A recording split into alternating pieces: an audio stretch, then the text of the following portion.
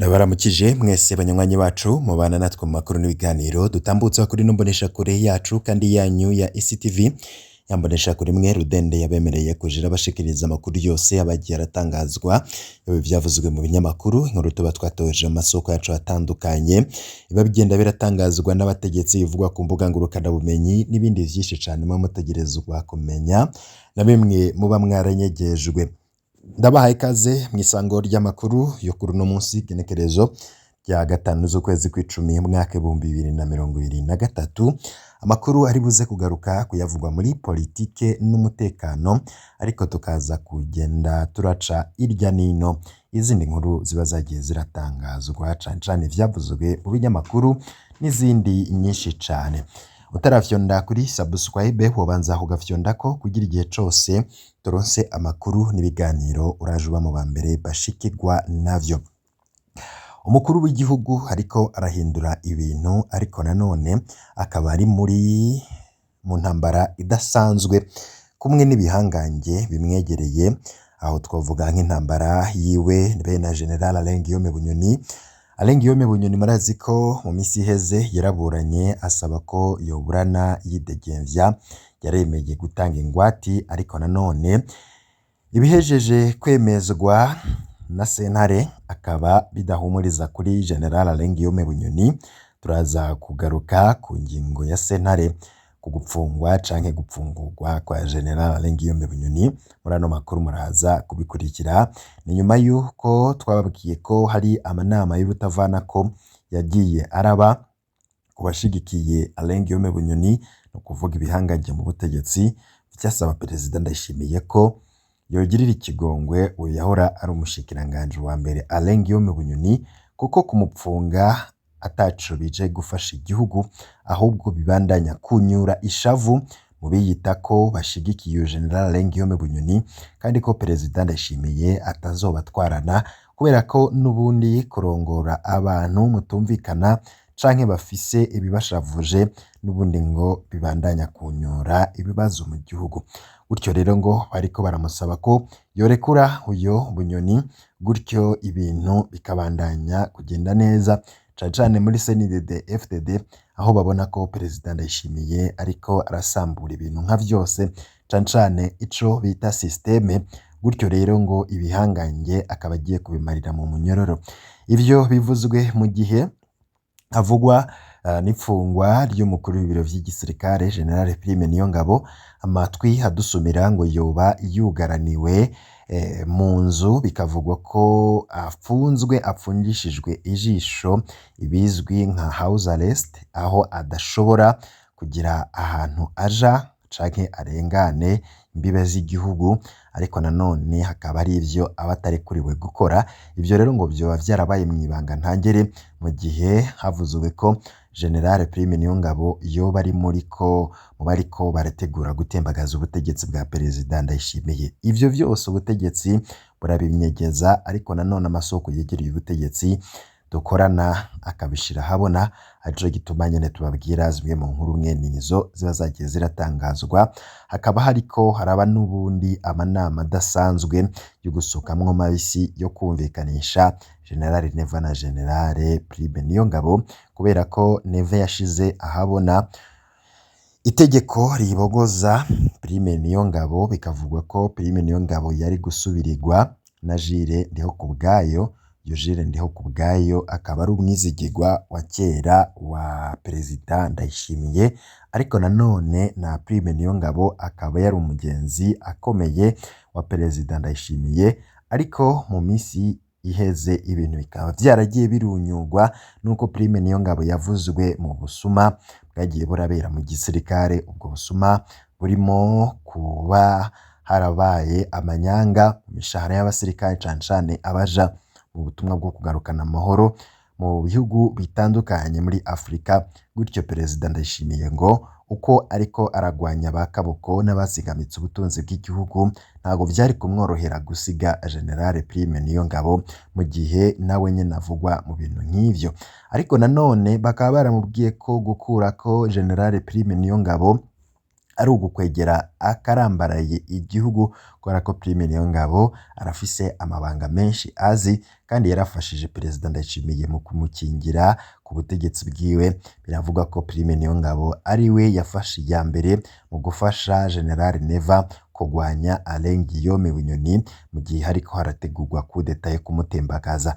Icashafuje cane General Prime Niyongabo ni ukuntu Perezida Ndayishimiye agomba kumwihinduka kandi yaramufashije cane n'uruhara rudasanzwe Prime Niyongabo yagize mu butegetsi bwa CNDD FDD kuva igitangura, aho Prime Niyongabo yagize uruhara rudasanzwe mu kuburizamwo kudeta yari yateguwe na Godefroid Niyombare. Iyo kudeta ikaba yari yateguwe mu mwaka wa 2015. Ivyo bisigura ko Prime Niyongabo ari umuntu akomeye cane kandi yafashije gose ubutegetsi bwa CNDD FDD. Gutyo rero kubona Perezida Ndayishimiye w'ejo bundi bamwe bita umwana muri politiki ya CNDD FDD kuko bavuga ko nubwo ari mu bicocoro vy'umugambwe ariko nanone uwo bavuga ko ari igihangange muri uwo mugambwe kandi systeme itegerezwa kubakira ko ari Petero Nkurunziza yapfuye yiyise imboneza yamaho. Bikavugwa ko rero Prime Niyongabo yashavujwe cane no kubona Ndayishimiye ashobora kwiyadukiza agafata ingingo nk'iyo yo gukura umuntu nk'uyo General Prime Niyongabo. Gutyo rero Prime Niyongabo yavuze ko hakuja kumaramara ambogojwe mu mabanga akaja gufungwa arazi biriko birashikira General Alain Guillaume Bunyoni, yahisemwo guhamvya abariko baragwanya Perezida Ndayishimiye. Ari naho rero icuka ca kudeta coba caraturutse kubera ko ibihanganye nka vyose vyari vyamaze gushira hamwe kugira bibogoze Perezida Ndayishimiye. Ariko ni umugambi ukibandanya, agacerere ka Prime Niyongabo nayo yoba yugaraniwe mu nzu nanone karateye ubwoba. Abasirikare bavuga ko bataronswa amakuru nk'uko vyahora bishika bagahabwa amakuru n'amategeko n'umukuru General Prime Niyongabo. Ariko nanone igituma bavuga ko General Prime Niyongabo yoba yarabogojwe mu mpisho canke apfungiwe mu nzu nuko batakironka amategeko, ahubwo ngo amategeko ava ku bandi bategetsi barimwo n'umukuru w'igihugu. Bivuga ko General Neva yoba yarafashe ibintu vyose mu minwe kubera ko atakizigiye uwahora ari umwizigirwa wiwe General Prime Niyongabo. Prime Niyongabo rero nabo bakorana ntahoze ivyo bariko barategura, ariko agacerere barimwo karateye ubwoba. Amatwa dusumira ngo umugambi wa kudeta ugeze kure, arico gituma mubona Perezida Ndayishimiye ariko arakora ibishoboka vyose kugira yigize kure abo atizeye. Murazi ko habaye impinduka zidasanzwe mu makambi y'igisirikare n'abacungera amakambi y'igisirikare. Ubwo rero bukaba vyerekana ubwoba budasanzwe Perezida Ndayishimiye yoba afise kubera ko atakifise uwo kwizigira. Ariko nanone ababikurikiranira hafi bakabona ko Perezida Ndayishimiye urugamba atazorutsinda kubera ko kubona ko ibihanganye nka vyose biriko biracika abansi biwe, mbere abahora babitse amabanga akomeye bakaba bariko baramaramazwa imbere y'isinzi ry'abarundi. Perezida Ndayishimiye akaja ngaho akavuga ko abahanuzi biwe bamuhenda, ariko nanone bamwe bati guhanura Perezida Ndayishimiye si ikintu coroshe. Ingaruka y'ibi nuko abantu benshi batazosubira kumuha amakuru kubera ko n'abamuhaye amakuru canke bakamuhanura Perezida Ndayishimiye abita ibijuju akabita ko ari ibundenge. Perezida Ndayishimiye akabona ko ibintu vyose ashobora kubifata mu minwe, yari naco gishavuza cane abagumyabanga kubona Perezida Ndayishimiye atakigira ibanga. Kandi nk'uko nyene muvyumva abagumyabanga ni abantu bama bakorera mu mpisho ibintu vyabo bikaja habona ari uko babishatse. Ariko Perezida Ndayishimiye ngo abategetsi baja hariya bagafudika ibintu mwibanga ntangere, bakaja bakumva umukuru w'igihugu atanguye kubivugira ku mbonesha kure. Umukuru w'igihugu Ndayishimiye Varisito kuba atagira ibanga biri mu vyoba bigiye gusambura ubutegetsi bwiwe, kubera ko abategetsi barashavuye cane gose kandi ntibabona ukuntu bobandanya kuba mu gihugu umukuru w'igihugu ataco asiga inyuma. Kandi murazi ko ubutegetsi na politike ahanini biba vyubakiye kwibanga, kubera ko iyo hatari ibanga, iyo babansi b'igihugu ndetse n'abagomba gucanishamwo abategetsi babonaho gufatira, gutyo rero igihugu kidafise ibanga ntabwo gishobora kubaka canke ngo gitere imbere. Perezida Ndayishimiye nico gituma abajenerale nka bose rwose bamushavuriye cane kandi barakajwe n'ivyo bintu agenda aravuga. Tubaye nk'akarorero gatoya, gero ndababwira none nk'umuntu yatromatije umuntu gushikaho antelefona ngo ndagusavye ngo ntuzuze n'indege ngo mfunga ufata indege ngo ikujana ngo muri Tanzania ngo zofuma aja kwitorera n'imodoka, ngo ivyo bambwiye birateye ubwoba. Ninde yabikubwiye? Acara mumbarira nsangana umuntu nzi uravye irigara ryiwe, urumva umuntu aragenda kwirigara agacaza kubwira ibintu. Nababajwe n'umukoseye wiwanje vre aho kuja kurondera angirire note d'analyse ambwira ukuri agashaka kunkubita ibihuha ngo fata ingingo mbi, ndabisambuye nawe urashikirwaga. Umukuru w'igihugu yakira amakuru menshi ariko we agahitamwo ingingo ibereye.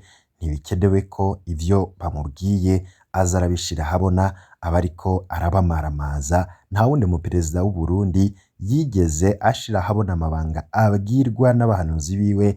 Nta nkeka ko bose bafise ivyo babwiwe bitari vyo, ariko ntibigeze bamaramaza ababahanuye. Kandi burya n'inkuru itariyo ntubura ico uyikuramwo iyo uri umutegetsi. Ibi bamwe n'abandi babivuga bafatiye ku kuntu Perezida Ndayishimiye yamaramaje umuhanuzi wiwe yoba yaramuhanuye kuja kururukira mu gihugu ca Tanzania mu gihe hari icuka ca kudeta mu Burundi. Perezida Ndayishimiye rero avuga ko hari umuhanuzi wiwe yamubwiye ibihuha, ariko nanone umuhanuzi kumubwira ibihuha ntabwo ari vyo, kubera ko urukurukuru niyo nkuru kandi ibihuha vya kudeta gose vyaravuzwe n'umukuru w'igihugu bariko barategura iyo kudeta arabazi.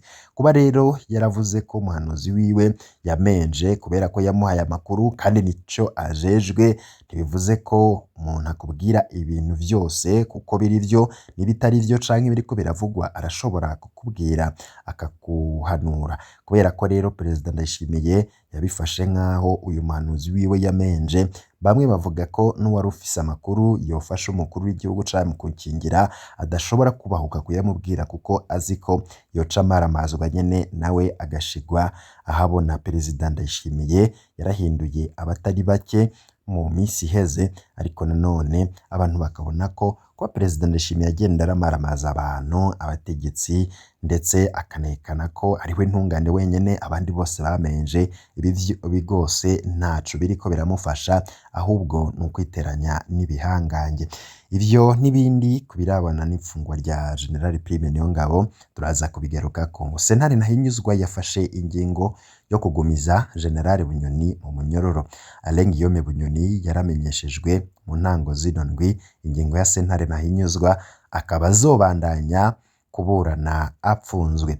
Mu ntahe y'icese yo kuwa kane uheze igenekerezo rya 28 z'ukwezi kw'icenda umwaka 2023, General Bunyoni yari yasavye ko bamurekura vy'agateganyo akaburana yidegemvya kubera amagara yiwe abangamiwe. Bunyoni yavuga ko afise diabete imumereye nabi, agatinya ko ashobora kugwara agakenera kuja kwa muganga akabura igitabara. Ariko nanone Generale Bunyoni batazira Mutamade akaba yavuze ko apfungiwe mu kumba gatoya, ko kumushikira bisaba guca ku miryango itatu iriko amagufuri, kandi ko hama hacunzwe n'abapolisi babiri ku buryo atanumwe ashobora no kuhegera. Bunyoni akaba yari yemeye gutanga ingwati y'imiliyoni 300 bene amazu yiwe kugira ahumurize ubutungane ko atazohunga. Sentare Ntahinyuzwa ikaba itemeye ivyo yayisavye. General Bunyoni na bagenzi we bakaba bazobandanya kuburana bapfunzwe. Iyi ni inkuru yihuta kuri General Alain Guillaume Bunyoni, ariko nanone hakaba hari icuka kibi mu bihangange kubera ifungwa rya General Alain Guillaume Bunyoni, ariko hakaba hiyongereyeho intambara y'umukuru w'igihugu n'umukuru w'ibiro vy'igisirikare General Prime Niyongabo. Ino ntambara yo bakabona ko iri buze gutuma ibararigwa mu gihugu. Sentare Ntahinyuzwa yemeje ko wahoze ari umushikiranganje wa mbere Alain Guillaume Bunyoni abandanya apfunzwe. Iyo ngingo ikaba yamenyeshejwe kuri uyu wa gatatu mu ibohero rya Gitega, aho asanzwe apfungiwe kuva mu kwezi kwa mukakaro. Bimwe mu vyaha apfungiwe ni uguhungabanya umutekano w'igihugu, gutunga ibigwanisho atabifitiye uruhusha, hamwe no gutuka umukuru w'igihugu. Alain Guillaume Bunyoni yari yararangutse mu ndwi irangiye kugira iyo sentare yige ko yobandanya apfunzwe canke ko yoburana yidegemvya. Mu kanya gato turaza tubashikiriza izindi nkuru zitandukanye ziriko ziravugwa, turiko turegeranya. Urafyonda kuri subscribe kugira dushizeko inkuru iraje gushikira mu bambere. Turazi ko bamurindiriye vyinshi tubashikiriza, mu kanya turaza tubaha idonido ku zindi nkuru ziriko ziravugwa.